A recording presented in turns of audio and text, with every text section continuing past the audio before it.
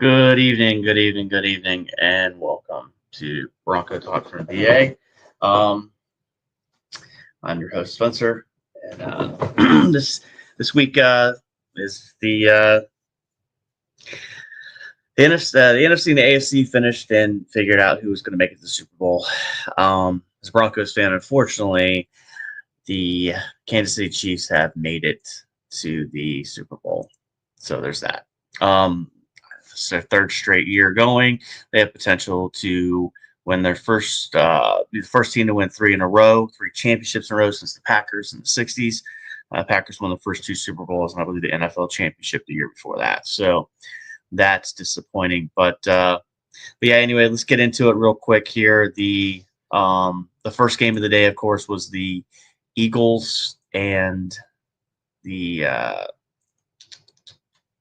Eagles and hold on, I'm trying to get my screen set up here properly. The Eagles and the uh, Eagles and the Commanders. There you go. So that was the first game of the day. Saquon Barkley, uh, three touchdowns, and the Eagles ended up blowing out the Commanders 55-23. Game really wasn't close. It, you know, Saquon Barkley was probably the highlight of the day, and the Eagles found a way to beat the Commanders. And the Commanders, this is one of those deals with the Commanders where rookie quarterback made it probably way further than they should have. Had the second pick overall in the 2024 NFL draft, and just came up against a juggernaut. But the second game of the day, the Chiefs outlast the Bills, and the Bills, can't seem to get over Mahomes in the playoffs. And at 32-29, very close game. So we're going to get the Chiefs and the Eagles, a repeat of 2 years ago Super Bowl. So there we go. I think the Bills Commanders would have been more fun Super Bowl just for the neutral. Of course, the Taylor Swift fans and it's just the two worst franchises as far as you just don't want to see them. The Eagles for one. I mean, their fans are disgusting to opposing fans when you go there. But real quick here, looking at it, Eagles 55-23. And this is interesting coming into next week, because of course we'll discuss next week the Super Bowl coming up. The Eagles just dominated them. The turnovers from the Commanders, 4 turnovers, 3 fumbles, an interception. There's another thing in this game too. The obsession the NFL has come over for going for on fourth down is something I just don't understand. The analytics. I know they talk about the analytics and hey, if you're on 4th and 2 from the other opponent's 40, you should go for it by punting the ball. But I just feel like sometimes, look here, 4th downs in this game. If I'm not mistaken, I believe 4 for 6 is what the Commanders did. They went on it at least 3 different times in that first drive or 2 and ended up with 3 points.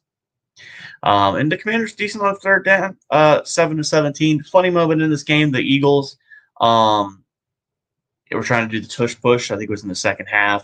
The Commanders kept jumping off sides. And the Commanders have a good future in front of them. Again, the biggest thing that I took away when I was watching this game with the Commanders and the people I know who are Commanders fans, they don't have a really good running game. Jaden Daniels is their running game. And you can see Brian Robinson, 11 for 36. Austin Eckler, 8 for 15. He had a fumble in the game. And it just reminds you of the Denver Broncos running game, just non-existent unless it's the quarterback. So Commanders and the Broncos had something really in common where the running backs were not as good as the actual starting quarterback running the ball. You can't win like that. Also, Clemson Tiger, Will Shipley, scored a touchdown. That was a good moment for him. Saquon Barkley, 15 for 118, 3 touchdowns. So, again, it sets up a really good matchup for Super Bowl-wise, although most of us probably don't want to see the Chiefs versus the Eagles. So, but that was the first game of the day, 55-23. And the second game of the day ended up being a decent game. Like I said, Broncos fans are not going to be happy with Patrick Mahomes and the Chiefs making it. But as you can see here, 32-29. such an interesting game because I was talking to a buddy today at the gym about this, and he's a Packers fan, and we were discussing how the NFL's gone crazy about going for it on fourth down, or even just the analytics of because there was a moment here in this game where I feel like it really changed, where it impacted Buffalo later on in the game. Buffalo ended up, it was 21-17. There was a penalty on the point after. Buffalo ends up getting a penalty that they can decide to go for two.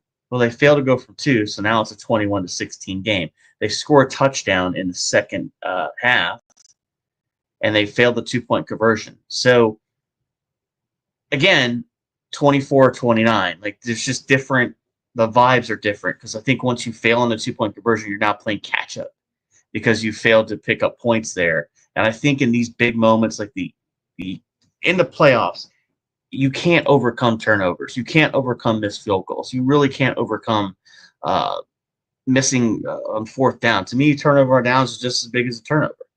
So in this game, also the Bills, I think, failed to get on fourth down. They were 4 for 6 on fourth down, but they missed a couple massive ones. And of course, later in the game, there was the infamous where the ball was spotted. And whether you believe in a referee conspiracy for the Chiefs or not is a different story. But it's like I was telling a buddy, because we talked a lot about refereeing was big in all the games that I watched this weekend. I'm an Arsenal fan, so obviously Arsenal had an issue with a player being sent off.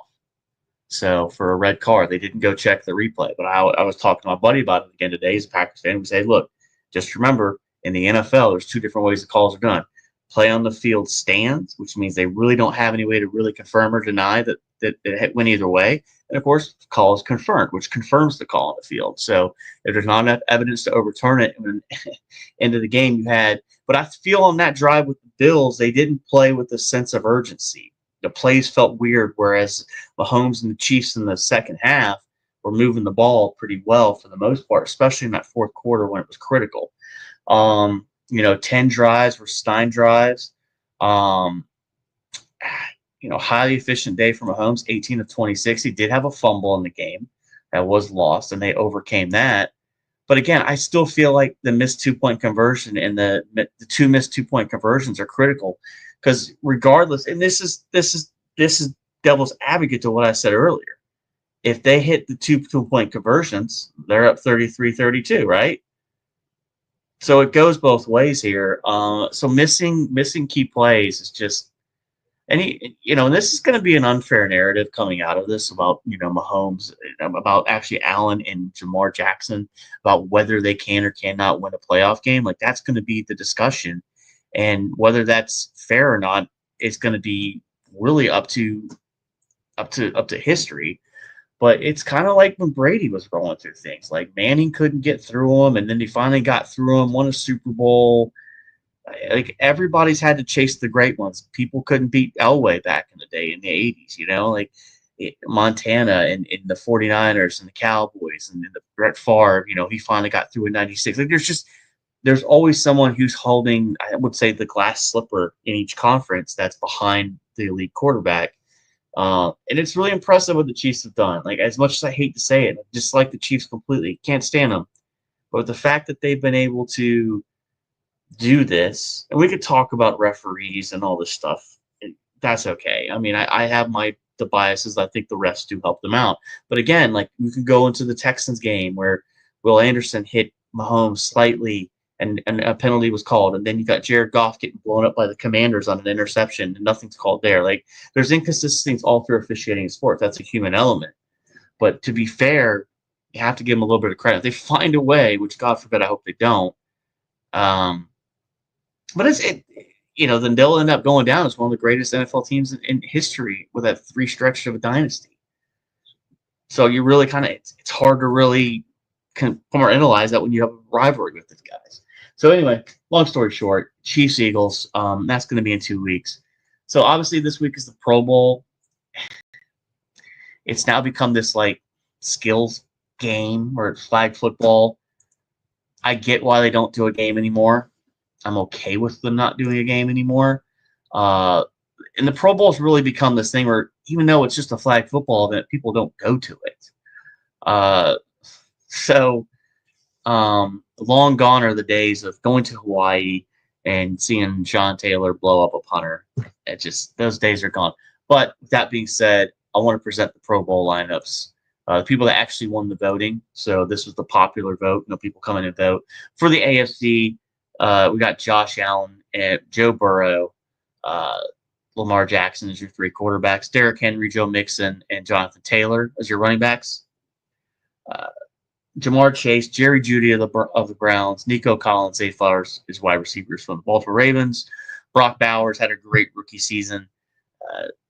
Las Vegas Raiders, and of course Travis Kelce is a tight end. Gets it. I mean, the Swifties are going to vote for him. I think this is one of his worst years compared to previous years. Offensive tackle, Deion Dawkins of the Bills, Larry Tunsil of the Texans, Slater of the Chargers. Offensive guard, Quentin Nelson of the Colts, Thuney of the Chiefs, and Trey Smith of the Kansas City Chiefs as well. Center, more Chiefs, and then Tyler Lardebum from the Ravens. For defensive end, Myles Garrett, Cleveland Browns, Trey Hendrickson of the Bengals, Max Crosby of the Raiders. That's good defensive ends right there.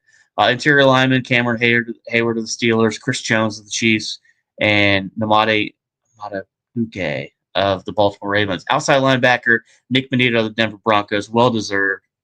What a great year he had. TJ Watt of the Steelers and Khalil Mack.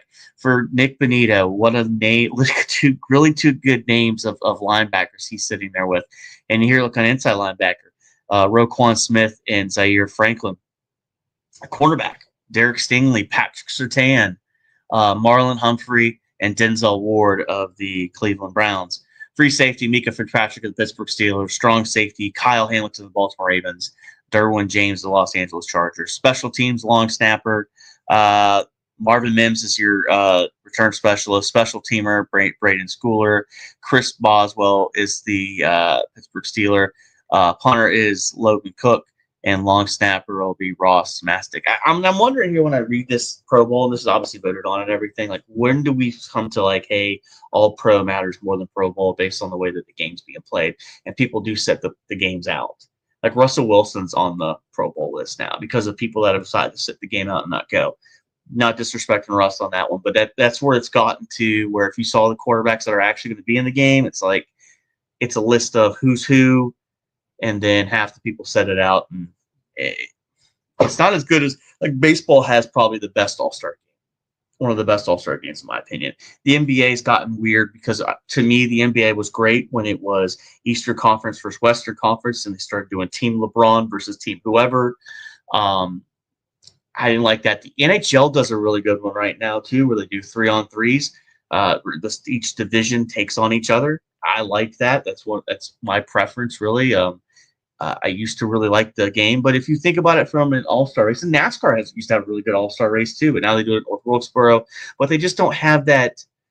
I don't know, like people see each other so much now, and there's so many games played that I don't think, because you think about baseball, for example, and their all-star game, there used to not be interleague play. So you would never see, just give an example, like Yankees players versus Braves players, unless they made it to the World Series, you never saw them play. And then, of course, baseball brought in the interleague. So I think that baseball had one of the special all-star games because the players never saw each other.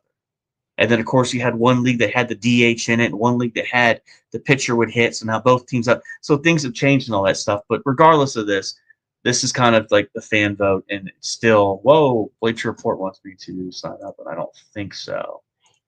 All right, cool. NFC, Jared Goff as your quarterback, Jaden Daniels, and Sam Darnold all really had great seasons. Running back, Saquon Barkley, well-deserved, Jahmyr Gibbs, and Josh Jacobs. Not a bad list. Fullback, Kyle Juszczyk of the 49ers. Wide receiver, Justin Jefferson, Amon St. Brown, CeeDee Lamb, and then Terry McLaurin of the Commanders.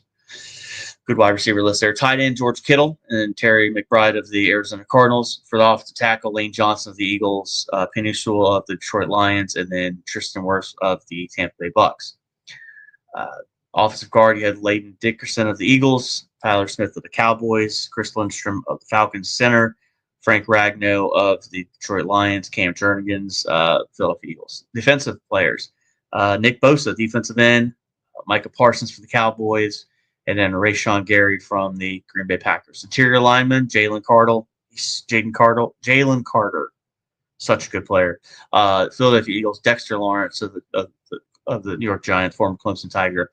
Vita Vea of the Tampa Bay Bucks. Outside linebacker, Jonathan Grenard, Minnesota Vikings. Andrew Van Ginkel of the Vikings. And then Jared Verse, Los Angeles Rams. Inside linebacker, Fred Warner of the San Francisco 49ers. And then Zach Braun of the Philadelphia Eagles. Cornerback, Jalen Johnson of the Bears. Byron Murphy of the Minnesota Vikings. J.C. Horn for the Carolina Panthers. Devin Witherspoon of the Seattle Seahawks. Free safety, Xavier McKinney. Strong safety, Budda Baker. Arizona Cardinals, Brian Branch. Long snapper, Andrew DePaul of the Vikings. Jack Fox, here's your punter. Brandon Aubrey of the Cowboys is the kicker. Return specialist, Kavontae Turpin of the Dallas Cowboys. And then Kadril Hodge of the Atlanta Falcons. So, looks like Chiefs tight end Cabbage wound up claiming the overall fan vote. And again, look, that's the Swiftie effect. There is an aspect of that because, again, to my opinion, if you're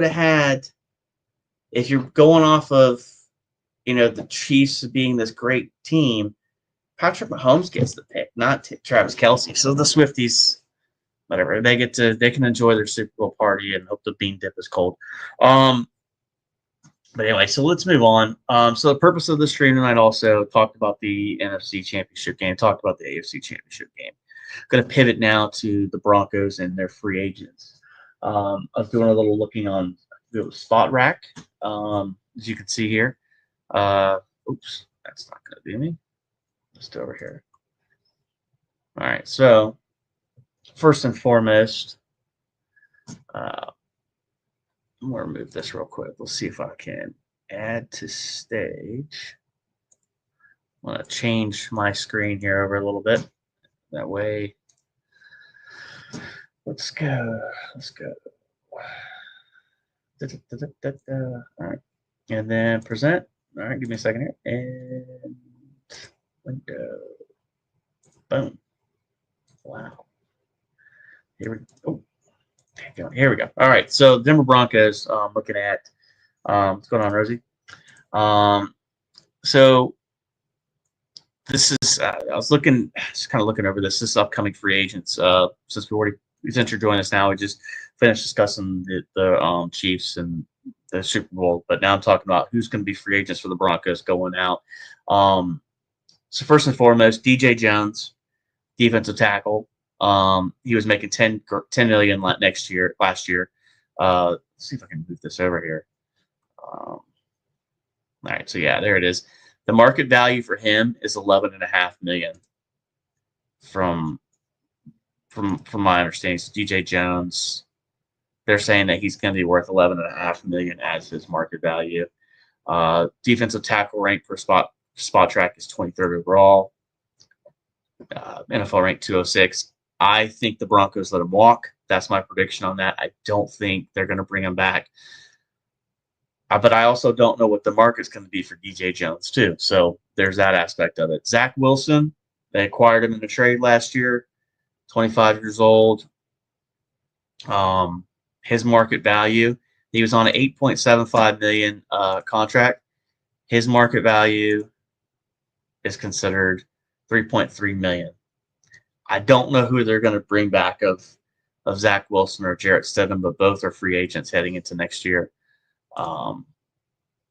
Jarrett Stidham, of course, I bet his market value is pretty close to what Zach Wilson was, which was at 3.3, 2.6, actually less. So we'll see what the market dictates with those two. But I have a feeling these three might be gone. One's coming back. Tremon Smith, he's going to be gone. Cody Barton, I imagine they're not going to re-sign him. Javonte Williams, they're probably going to let him walk. He was on a $2.2 million contract, had a very kind of disappointing season as far as I still don't think he looks right from the injury. $6.9 million is what they say the market value is. They're going to move on from him. I don't see a world where they re-sign him. I really don't. Comparable players right now, Chuba Hubbard, which is kind of ironic because Chuba Hubbard just got a massive new deal Devin Singletary, DeAndre Swift, James Conner. Uh,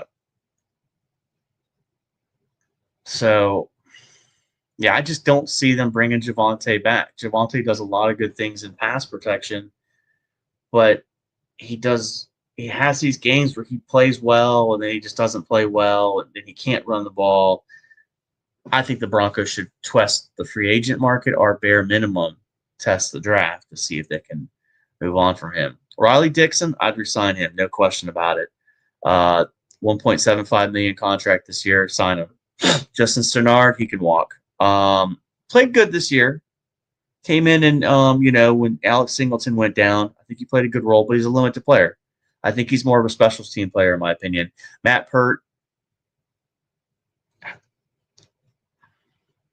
I guess you could bring him back. That's not a big number. Michael Burton, I'd like to bring him back. Zach Cunningham, you can move on. Quinn Bailey, I would probably, because here's the deal: you're going to keep Bailey, you're going to keep Pert. They're probably going to move on from Quinn Bailey. That's my gut feeling. Mitchell Ferroni, the long snapper, you could probably bring him back. I think so. He's a restricted free agent. Of course, Lucas Kroll, Jaquil McMillan, DeAndre Tillman, and you've got Devin Key, Jordan Jackson, and the little Jordan Humphrey. I think you can move on from little Jordan Humphrey. He was probably brought in mostly to do a lot of blocking. He's a Sean Payton guy. Looking at him, like, so he was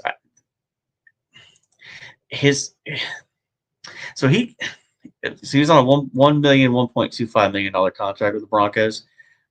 From my perspective, I mean, you got to move on from him. I think there's better veteran guys you could bring in, but again, he's a guy that Sean Payton likes. So who would Sean Payton bring in his place? That becomes the question. But so those are the pending free agents. But this is the thing I want to look at too from the Denver Broncos perspective, is a salary cap. So from a salary cap perspective, the Denver Broncos, let's see here, 2024 salary cap. The Denver Broncos were at first with dead cap with $89 million. So cap space, they ended up with $6 million in cap space this year. The active roster, the biggest cap hit this year was Garrett Bowles. Of course, he's been re-signed. DJ Jones, about 12. So if you look at this, it was kind of one of those deals where the dead cap monies will really hurt the Broncos this year. And they did such a good job. And this is where I have to give George Payton a lot of credit, and even Sean as well. Like, look at the dead money here. There was $89 million in dead cap money. You had $53 million from Russell Wilson alone. And then, of course, Randy Gregory at $7 million, which, of course, he kind of cut him and the 49ers picked him up. Tim Patrick's the one that I wish they would have had. But again, looking at the cap space, I don't think they could have kept him because they only had $6 million in cap space. So I guess if you didn't bring in little Jordan Humphrey, you probably, or didn't bring him back, you probably would have been, it would have been hard to get Tim Patrick to stay. So it ends up being a cap casualty. Justin Simmons, 3.7 right there. Josh Reynolds, 2.6. And then Baron Browning, of course, there's a cap hit from that, from being traded. So yeah, that was pretty, the amount of dead cap space that the Broncos had to have. And Josh Reynolds is on here too, because he would think he was cut during the season. Levi Wallace was cut as well. So looking at it, they did a really good job this year. The 2025 Broncos are going to have $40 million in cap space with $33 million in dead cap, which will put them third. And of course, most of that dead cap is going to be from Russell Wilson still. So $53 million on the dead cap last year, $32 million on this year. Josh Reynolds, of course, will have some dead cap this year, and then of course Dulcich has some on there. Those are your big ones. So that being said, that leaves them $40 million in cap space. You're probably going to look at about $5 or $6 million from rookies who they bring in from the mock draft, from the draft or whatever. So they have some potential to go get some free agents. And also, so the the total cap allocation this year could potentially go up from 250 to about 270, which would add about 20 million in cap space. So I think this is already kind of structured in, assuming that they're going to have that. But 40 million in cap space is really good. I don't know what they're going to sign or who they're going to bring back. That's why I want to look at guys like DJ Jones. Do you bring him back? Do you move on from him? Is there someone you can get that's a little bit better? Malcolm Roach played pretty well last year. DJ Jones is a big piece of what they do, but who do you bring back? You re-sign Garrett Bowles. There is some interesting to see. So McGlinchey's going to be the biggest cap hit next year at 23.5. You're keeping him. He's 31. If you cut him, that's a dead cap of 40 million there. Let me see if I can move this over perfect. So you can see McGlinchey's at 23, dead cap at 40, signing bonus. But I don't think how many years he's got left off the top of it. So McGlinchey, I think, has got a couple more years left here. So McGlinchey is under contract until 2028. So, and he's played well. No, I'm not getting rid of him at all. But that's your biggest cap hit next year. Cortland Sutton, he's at 20 million. Let's look at Cortland here real quick, because I think Cortland, if I'm not mistaken, doesn't have much left on his contract. Yeah, so next year will be a year for him. You either pay him or move on from him. I don't think they will. But yeah, there's a lot of options for this team going forward next year. Zach Allen's going to be on a big number next year. Ben Powers, Jonathan Cooper just got paid and restructured in this offseason. Jonathan Franklin Myers, a player they picked up in the draft in 2023 via trade for a 6th-round pick from the Jets. He was an excellent pickup. Pat Surtain, of course, his deal is – I'm going to look at this. His deal, perspective-wise, let's see. They gave him a $24 million salary, sign-on bonus of $15 million, excuse me. I read somewhere about this, and this is something I want to do a little more research on, but like how much cash you pay up front also impacts the base salary versus what you're hit up against the cap. So you see the cash breakdown here. 2024 base salary is $1 million, a sign-on bonus of $15 million, a roster bonus of $2.5 million. So the base salaries here, you can see 1.1, 26 is here is 7.6. The NFL, I love these NFL contracts because I was literally talking to my buddy Robin about this today, and talking about baseball contracts and how that's gotten pretty much insane. Like $1 million is a super average baseball player. How much the guaranteed contracts and everything, but this is a good website. Spot Track, it lets you look at all the contracts and everything. But yeah, so the Broncos, Pat Surtain, Brandon Jones, Alex Singleton. I got to think about who's on the roster that they may cut and move on from. Like, to me, PJ Locke's a guy that could potentially get moved on from. From tight ends, I don't know, because you've got Adam Trotman, and I'll do a roster breakdown later when I'm looking at everything. But again, 40 million in cap space. Yeah, they have an opportunity to bring in a couple guys. I want them to spend the money properly. If I'm looking at this from my perspective, and I'm building the Broncos up, so we're gonna look at the whole league. I want to look at the whole leagues. Who's the free agents are for the league? Let's see, NFL teams home. I have one for pending free agents.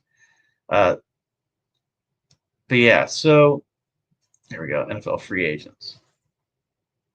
But the big free agents this year, Stephon Diggs, not going to pay him. T. Higgins, not going to happen for Denver. Although some people want T. Higgins, former Clemson guy. I don't know how I really feel about him coming to Denver.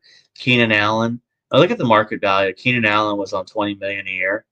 His salary for market value would be $11 million. That's who knows. Amari Cooper's another one. The big free agents on this website are telling you that's the uh, uh, the wide receiver group. So Brandon Cooks is a possibility just because Sean knows him. They had him in the Saints, had him when he was with the Saints, so that's a possibility. Chris Godwin would be a godsend. I know he's coming off an injury, but he was doing really well. But yeah, so it looks like yeah, I don't know what's going on there with his. I have to look at him, but he's a guy that I think would be interesting. Khalil Mack's a free agent. Ironically, what a career he's had. Zach Martin for the Cowboys. Uh, Deontay Johnson, people wouldn't touch him with a 10-foot pole. Uh, so yeah, there's interesting here. But I don't. But running backs is what I want to look at. Here we go. Let's find the running backs, the free agent running backs. Aaron Jones is a free agent. He just did a 1-year deal with the Vikings. I imagine his market value is going to be close to 12. That's my guess right now. Let me just make sure if I'm guessing right. 5.6. Okay, so I went up a little higher with that. So that's interesting. I thought he had a really good year for the Vikings and probably earned himself a decent salary. Probably ends up staying in Minnesota. That's my gut. But someone's going to pay him close to the $7 million. The market value says 5.6, but someone's going to pay him close to this range. Najee Harris, I get vibes of him just like Javonte, and I'm not disrespecting Javonte and Najee when I say this. I just don't think there's much difference between the two. I really don't. I don't think Najee's an extreme elite running back. I don't know if he's going to get big money. Jeff Wilson of the Dolphins, not sure. A.J. Dillon. Nick Chubb's coming off a bad knee injury. Looking at this list, I mean, you could take a flyer on a J.K. Dobbins, but okay. So yeah, I don't know. They're gonna bring somebody in as a free agent running back. I'm just not sure exactly who. This list has a bunch of names on here that. I mean, the salaries aren't bad, and I just wonder, like, because you're going to keep Jaleel McLaughlin is staying, and we'll probably do a position by position breakdown over what happened over the year, vice how they performed. For me, looking at it, you're probably keeping Jaleel. You're moving on from Javonte. Estime was brought in as a rookie this year. There were some moments where you're like, did he play well? Did he not? He had a fumbling issue in the beginning of the year, so you bring him back. I mean, he's a 5th-round pick. You can cut those pretty easy and keep it moving. I don't think they will. My dream scenario for them to get Genty. I know there's a lot of miles on him, but I think he would need immediate impact for Bo Nix. And plus, you're drafting a guy. You have the 5th-year option on him. You're probably not going to pay him. If you can get 5 years out of Genty or 7, like that's a good career. Terrell Davis, I think, played 7-8 years. Obviously, the injuries caught up with him. But if you can get numbers like that helps out Bo Nix. Bo Nix is a good quarterback. Needs a running game to help him out. From the wide receiver perspective, I don't really know. Diggs is not probably going to happen. T. Higgins is that possibility. The market value, so he was on 21.5 next year. This says he's going to be closer to 25.4 million. That's a lot of money. And you got to think about paying Cortland Sutton. But here's the thing also. You've got the 30-some million in dead cap this year. But depending on who you move on from, how you restructure deals and stuff like that, that 30 million dead cap will disappear for 2026. So if I go look at the Denver Broncos, I think it was 2026 here. The actual salary cap amount, and what are we doing here? Excuse me. To find that page. So this was projected for 2025, but 265 and 275 in cap space. So the Denver Broncos. Let's go to salary caps teams. But anyway, I'm going to go back to the dead cap space. The dead cap space page I had going on. I wonder where it went. Extensions, contracts. I just had it. Well, anyway, it was basically 33 million. It goes down to nothing in 2026. Basically, there should be no dead cap then. So again, I don't know exactly. And then you got to look at Bo Nix too. He's going to be in the second year of his deal next year, third year of his deal. Do you keep him on minimum money, or do you start debating on, hey, should we extend him? And that becomes, hey, should we pay him now? But again, the rookie contract for a quarterback is where you can really you can do your winning, and that really comes here with team cap. Found it. Whew. All right, sorry about that. So this is the salary cap around the league for next year. Cap maximum is at 275. Total cap space. The New England Patriots have 125 million in cap space. Vegas is sitting at number 2 with 95 million. Washington with 82. So somebody here is going to sign T. Higgins. I could see the Commanders bringing in T. Higgins. Just a gut feeling as a toy for Jaden Daniels. It'd be a perfect move. The Broncos are sitting here 16th in the league with 39 million. But if we go to 2026, you see most of the cap spaces. The Raiders are emptied up. Broncos would be at 187 million in cap space, and you would be out of your dead cap. You wouldn't have to deal with the dead cap. So unless you cut players next year or whatever. But so the Russell Wilson deal that was hampering this team, it's kind of now not as hampering as much. And the fact that they made it through the season, they found their quarterback, they were able to make it to the playoffs. Granted, they still lost to the Bills, and they still had issues beating good teams, but they beat the teams they were supposed to beat, and that's what it comes down to. So, yeah. With that being said, that's really it tonight. But, the Super Bowl is here in 2 weeks, and it'll be the Chiefs and the Eagles. But anyway, so I'll come back and I want to do some mock draft stuff maybe next week. Probably talk a little bit more salary cap, maybe some free agents. Do a little breakdown on some running back stuff for the Broncos, maybe some plays. We'll see what happens. But as far as that said, enjoy the rest of your night, and thank you for coming by, and see you next week. Have a good night. Third.